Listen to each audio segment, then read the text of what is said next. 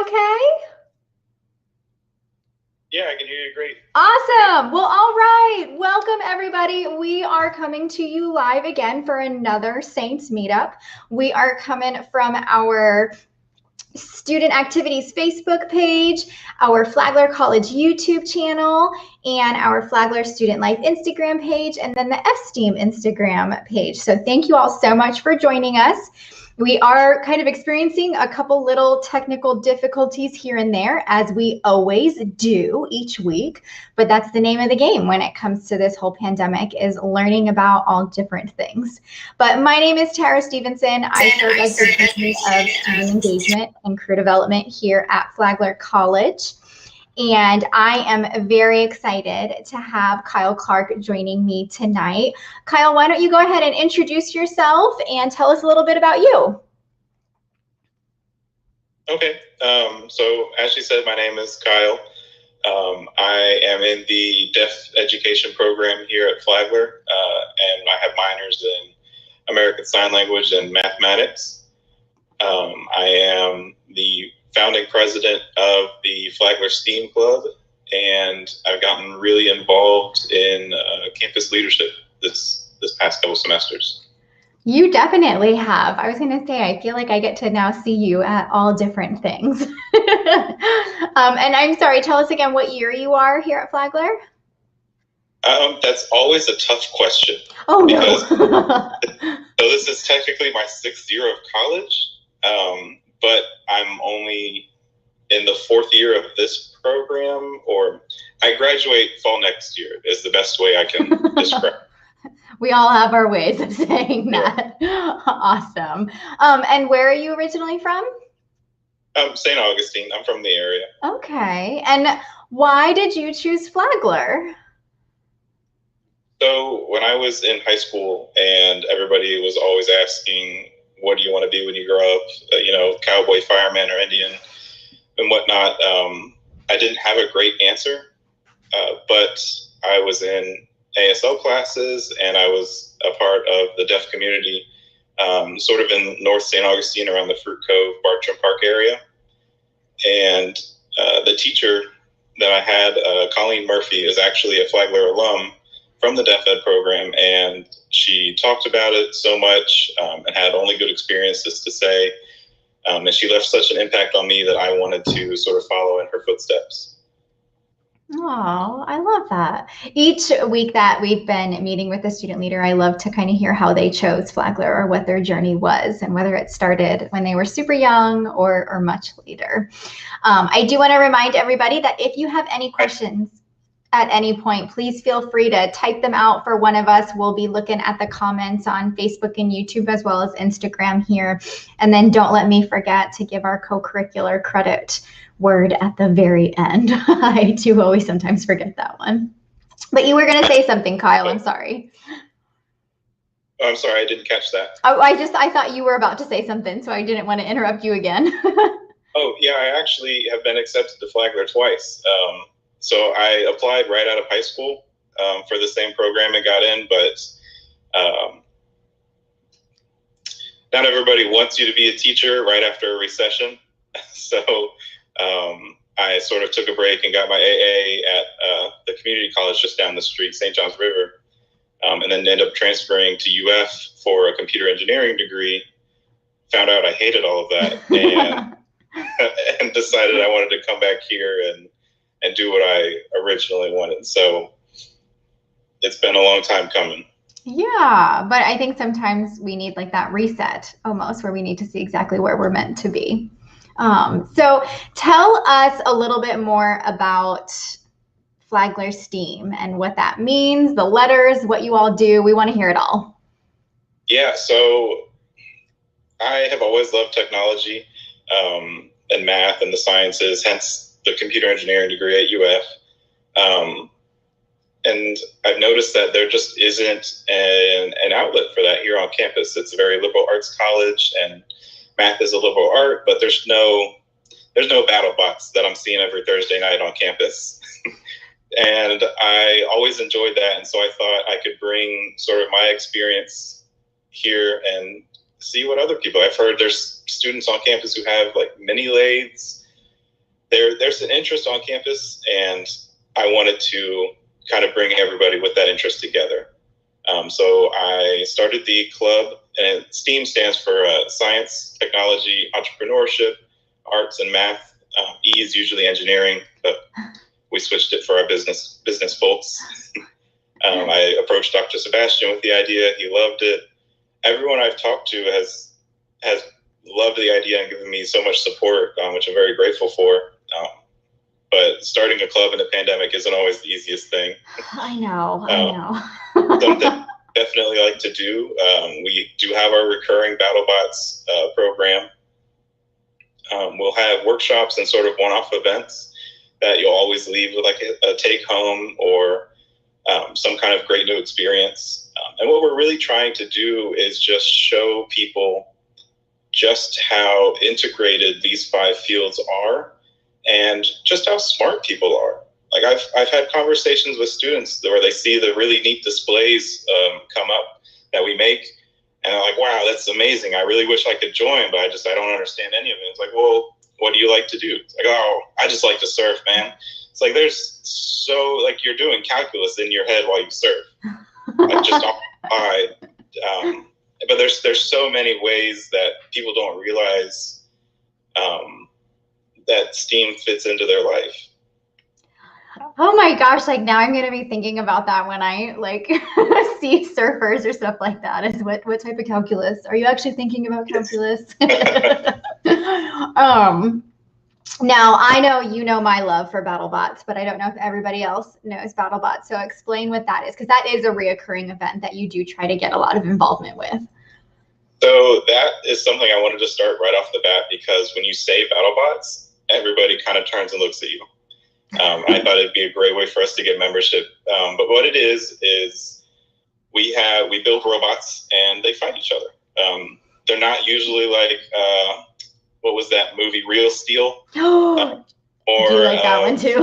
Some robots on wheels with some spinny weapons and flamethrowers and stuff. But it's very cool, very safe. And you just throw robots at each other and you get to build new weapons. It's a great way to make friends and just have like a really fun social time. And you get to just like destroy stuff too. You don't ever have really the opportunity to just be like, man, let's just get rid of this and start fresh. And so you get to just go destroy the robot at a few events and then start over. And does each member build their own, or is it a team project? What do those dynamics look like? So we are very team oriented. Right now we have 2 teams with a 3rd design team that doesn't really have a budget yet. But our 2 teams are for Beetle class, which is 3 pounds and lower. And so every Battlebot has to fit into a weight class. And the ones you see on TV are usually heavyweight or super heavyweight, which means they can get anywhere from like 275 to 350 pounds. Ours have to be 3 pounds and under. So we're could you imagine that, like rolling through the student center? I mean, that is the goal. So our 3rd design team is actually in charge of designing a heavyweight Flagler bot. It's called the Lion. It's a nerd joke because there's lithium-ion batteries that we use in the bot, and Flagler's all about their lions. So yeah. Very cool. You talked about Battlebots, but I know you also have had a couple other events that you've either held yourself or that you collaborated. Do you mind sharing some of those? No. So something that is really unique about our club is something I talked about before, just how everything can tie into it. If we wanted to do something that is you just show up and paint, like we have the arts.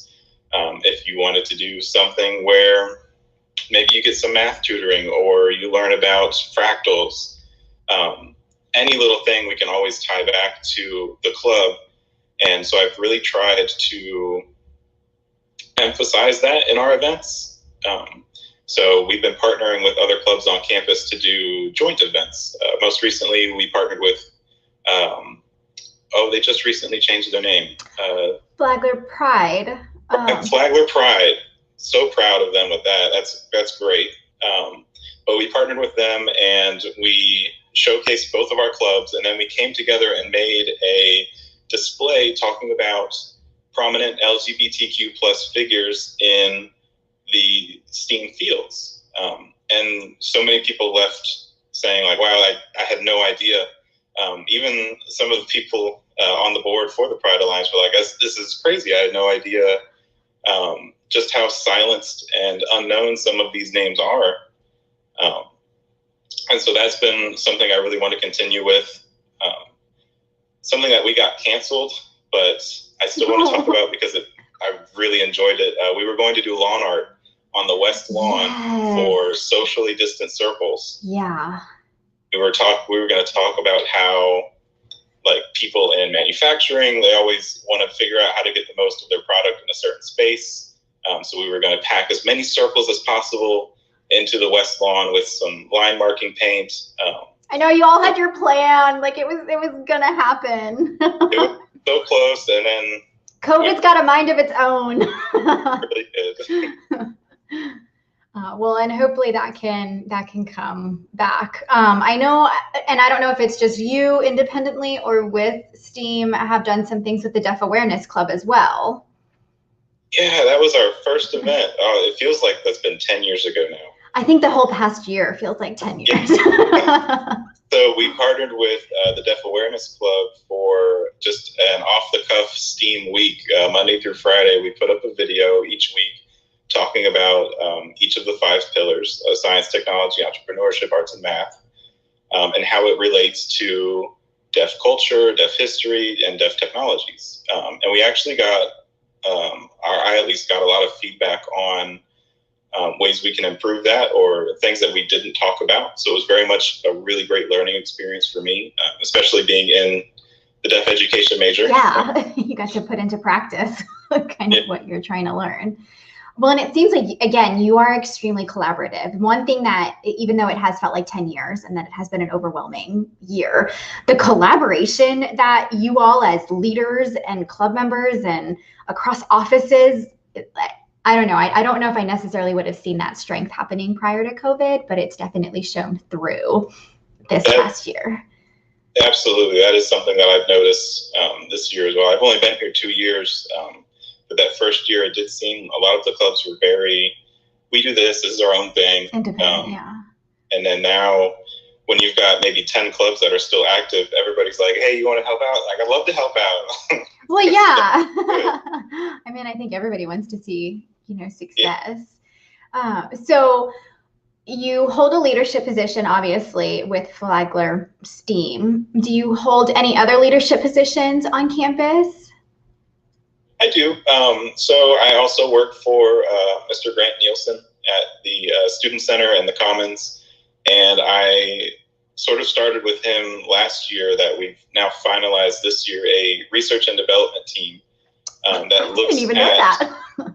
Yeah, so we look at other student unions across the nation, and I don't want to say steal because we are inspired by them. Yeah. We're just looking at any and every way the student union might be able to improve itself for the students. And so part of that, which I don't know if you want to be talking about it because we haven't really officially said anything, but I'm going to say it anyway. I was going to say we want to respect him, but if it's something that can be exciting about student involvement, or we can maybe tease it a little bit. Yes, okay, I'll tease it a little bit. I've been looking very, very closely at the recreation room and the fact that it hasn't really been touched since the mural, I believe, is the most recent senior gift to hit that room. So we've been looking very closely at that space. So wait a minute, there was Rec Room Romp? Am I making that up? Was that an event that y'all had? So we had to change the name to Rave. Rec Room Rave, okay. That was with the Pride Alliance. Okay, got it. I was gonna say, I knew there was something with that space. Romp had connotations that Flagler College doesn't like. Hey, I'm absolutely okay with that. All right, so you hold a position with the Student Center. Anything else that you're either involved in or that you have a leadership role with? Nothing official really, but being as president of the club, you just interact with so many SGA members, so many faculty. I have given opinions, at least, to quite a few different people, and it's been great to feel heard by all these people you're interacting with who have like the ability to enact real change on campus. But other than that, I think in the future, we are definitely trying to get on or at least maybe get a sitting position where we don't say anything on the Innovation Center. The Business Innovation Center, I think, is the full name, that's coming to the Student Center. And the plans and the strategic plan outline something that is going across the street from FEC in the new building Flagler bought. And we're trying to push for internal legislature that requires a certain level of environmental consciousness when building it. And so that's something I think we'll see in the near future as well. Well, and I think you bring up a great point, is that you are feeling heard, or that you feel like you have the opportunity to share with different people here at Flagler. Obviously, I feel strongly that Flagler tries to make it a point to listen to its students, or to make you feel heard. But, getting student input into our buildings and our spaces is always wonderful, because you're the ones that are using it. And maybe with your research into student unions, that's also helping. Something I've been asking each week is anything that you tried either at Flagler or any of your other previous institutions that just wasn't for you? Anything I tried that wasn't for me?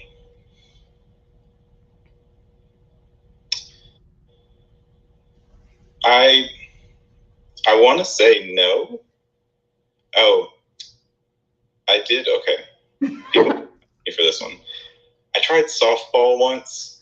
I've never been. It was at the community college. It was just like a little league they put together. I've never done sports before. I've never done any conditioning, and so I went out there the first day, and it was just a big old nope. Oh. Everybody was so supportive, but my body just could not take it. I'm very much more inclined to enjoy schoolwork and this sort of work that I'm doing now. And so that's mainly where I've geared my sights on when I've looked at starting something new.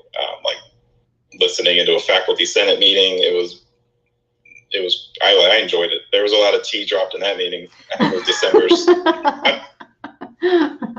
But again, I do think going to those, like it allows for you to hear more about what's happening at Flagler, or see what's important at that time. And even trying the sports out is something I would do again. Like, I don't like quarantining myself, I guess would be a good 2020 way to put that, because I feel like it really does limit me and limit my ability to give thoughtful feedback to other people when we go through when I'm in this leadership position. Yeah.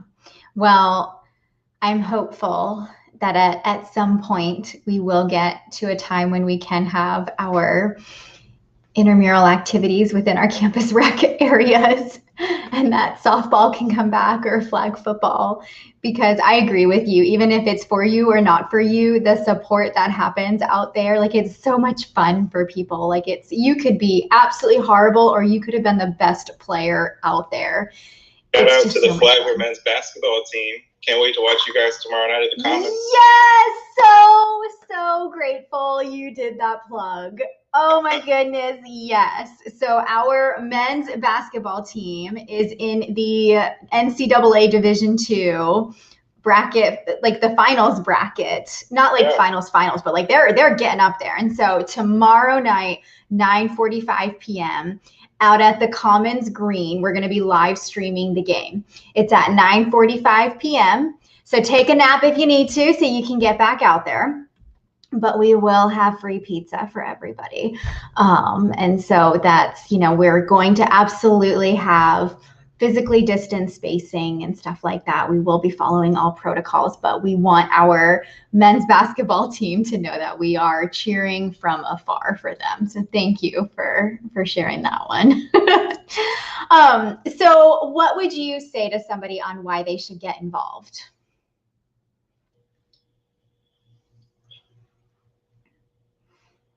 There was a certain level of distance and detachment that I felt from the school before I got involved. And not that it was the school's fault. It was just being new. I didn't know you. I didn't know anybody in the business center, even though you guys came and talked to a few of my classes. I didn't really know the president or any of the SGA board members. I just knew my department. And since involving myself in the local community and the different organizations and these leadership positions, that's what I think has changed the most for me. Is I've really come to understand what people mean when they say Flagler family, because I've seen almost past that disconnect, and like I know you now. I know Miss Lombardo and oh, that's really awful. Miss Ramsdale, there we go. We won't tell her. We won't tell her, but you remembered it.